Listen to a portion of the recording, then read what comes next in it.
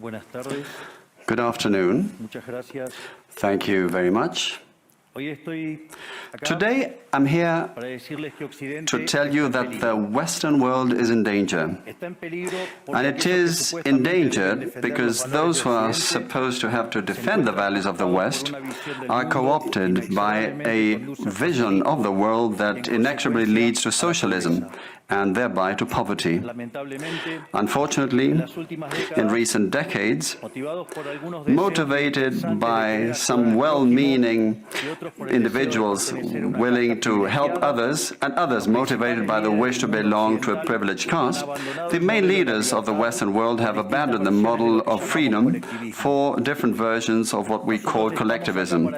We're here to tell you that collectivist experiments are never the solution to the problems that afflict the citizens of the world. Rather, they are the root cause.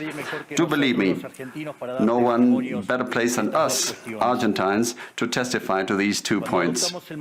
When we adopted the model of freedom back in 1860, in 35 years we became a leading world power.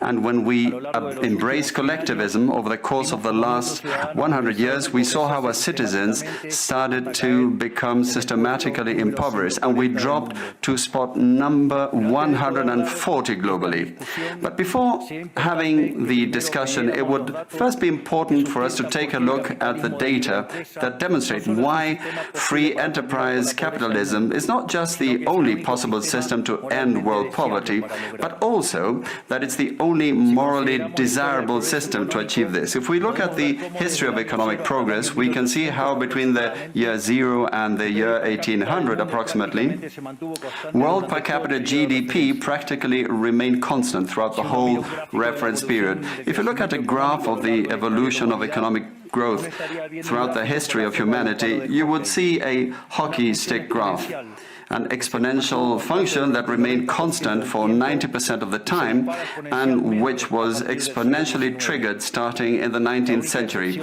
The only exception to this history of stagnation was in the late 15th century with the discovery of the American continent. But for this exception, throughout the whole period between the year 0 and the year 1800, global per capita GDP stagnated.